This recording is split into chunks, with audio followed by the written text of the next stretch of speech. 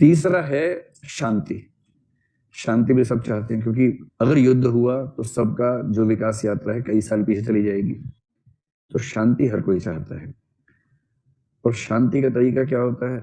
या तो सामने वाले को दबा दो, नहीं दब रहा है तो थोड़ा पीछे हट जाओ। ये होता है शांति का तरीका अंतर्राष्ट्रीय संबंधों में। अगर आप में से कुछ लोग बाइक चलाते हैं ना, कभी ध्यान से देखना, सड़क पे होने वाला बिहेवियर जो होता है ना, वही अंतर्राष्ट्रीय संबंधों में भी होता है। ये चौराहा है, यहां से एक बाइक वाला जा रहा है, यहां से एक बाइक वाला आ रहा है, दोनों एक दूसरे को देख चुके हैं, सड़क ऐसे है, मतलब ऐसे दिख रहा है। दोनों 18-20 साल के युवक हैं और क्षत्रिय युवक हैं, बरस 18 क्षत्रिय जीव है, इस भाव से बाइक चला रहे हैं, दोनों और पास आ गए हैं। अब ये तय है कि अगर किसी एक ने ब्रेक नहीं लगाई तो अगले क्षण में दोनों सड़क को चाट रहे होंगे, उल्टे पड़े होंगे और धूल उनके जीप पे लग रही होगी और हो सकता है सिर संतरे की तरह खुल भी जाए। ये तय हो गया कि ब्रेक लगाने का आखिरी मोमेंट अभी है। इनमें से कौन ब्रेक लगाएगा? नहीं, जरूरी नहीं है।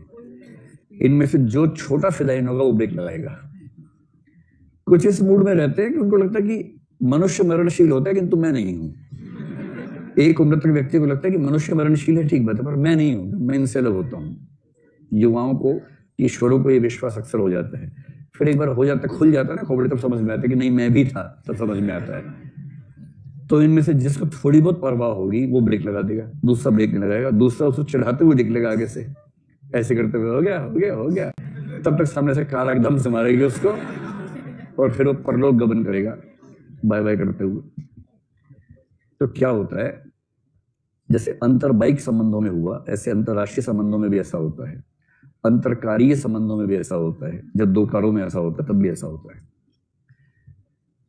कि शांति की स्थापना तब होगी जब या तो शक्ति बराबर हो, या एक पक्ष के पास इतनी शक्ति है कि दूसरा कुछ कर ही नहीं सकता है।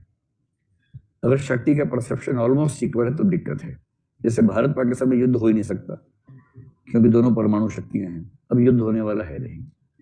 और इसके लिए एक सिद्धांत इंटरनेशनल पॉलिटिक्स में चलता है, मैड। जानते हैं मैड क्या होता है? यह सिद्धांत चलता था अमेरिका और सोवियत संघ के बीच में, जिस समय दोनों सुपर पावर्स थी। इसको बोलते हैं म्यूचुअल एश्योर्ड डिस्ट्रक्शन।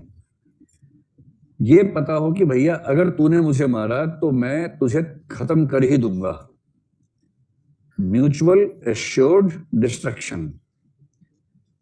जब दो ताकतों को यह पता हो कि अगर युद्ध हुआ तो दोनों खत्म हो जाएंगे, पूरी तरह से जमींदोज हो जाएंगे, तो युद्ध नहीं होगा। और यदि एक मिमिया रहा हो और एक दहाड़ रहा हो तो भी युद्ध नहीं होगा।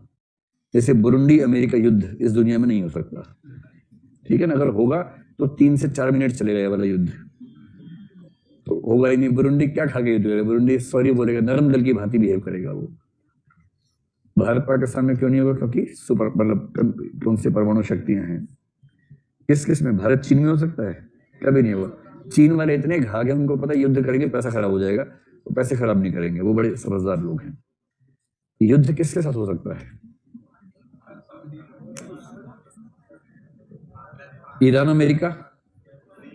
ईरान युद्ध करेगा, युद्ध करने की बार मुद्रा बनाएगा, मुद्रा बना के पीछे हट जाएगा, बार बार युद्ध नहीं करेगा।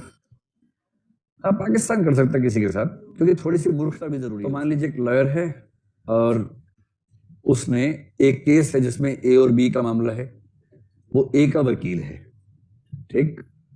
उसने ऐसे एक फीस कही, ए ने फीस दे दी उसको, उसने पूरी ईमानदारी से उसका केस लड़ा, सब कुछ किया। इतने में बी की तरफ से ऑफर आया कि ए ने जो आपको फीस दी है उसका 8 गुना फीस मैं आपको दे रहा हूं, और आपको मेरा केस नहीं लड़ना है, आपको सिर्फ ए का केस थोड़ा कमजोर तरीके से लड़ना है। वकीलों के पास रिश्वत कमाने का सबसे शानदार तरीका ये होता है कि आप ए का केस लड़ रहे हैं तो ए फीस दे रहा है, बी भी फीस दे रहा है ए का केस लड़ने के लिए। बस करना ये थोड़ा कमजोर तरीके से लड़ना, कुछ महत्वपूर्ण बातें छोड़ देना, बोलना मत, 1-2 अच्छे पॉइंट्स मिस कर देना, बहुत जोर मत देना जज के ऊपर, जज के सामने आराम से मतलब हल्के से बात रखना ताकि आपकी बात खारिज हो सके। और पैसा अच्छा खासा दे रहा है बी, ए ने कहा भैया ऐसा है, चाहे कुछ भी हो जाए मैं ऐसा काम नहीं कर सकता, अगर मैंने ए की तरफ से वकालतनामा भरा है तो मैं ए के साथ छल नहीं कर सकता। ये किस चीज का एग्जाम्पल है? प्रोफेशनल इंटेग्रिटी का है। बी कह रहा है जीवन भर किसी को पता नहीं चलेगा, वो कह रहा है पता चलने की बात ही नहीं है, मुझे तो पता है ना। इंटेग्रिटी की परिभाषा में ये भी आता है, जब कोई दूसरा गवाह ना हो, खुद ही अपने कृत्यों का गवाह बन जाना।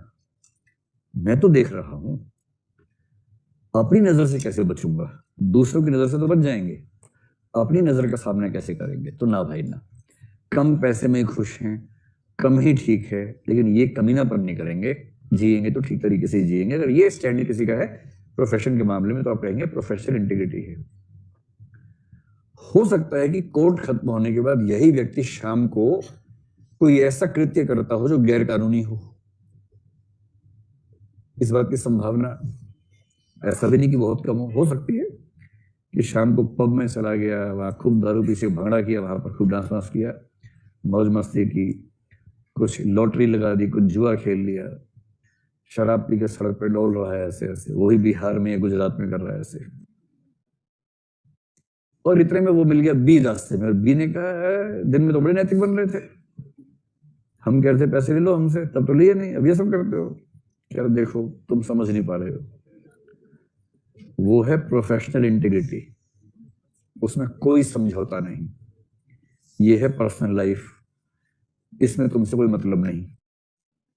तो मैं पीऊं या मैं चरस का सेवन करूं, मैं गांजा का सेवन करूं या मैं कुछ भी करूं, तुमसे मतलब नहीं। मैं अच्छा हूं या बुरा हूं तुमसे ना तो पूछा है, ना प्रमाण पत्र चाहिए मुझे।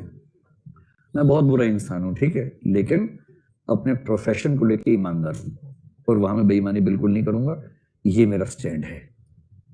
ऐसा व्यक्ति हो सकता है कि नहीं हो सकता है? हो सकता है।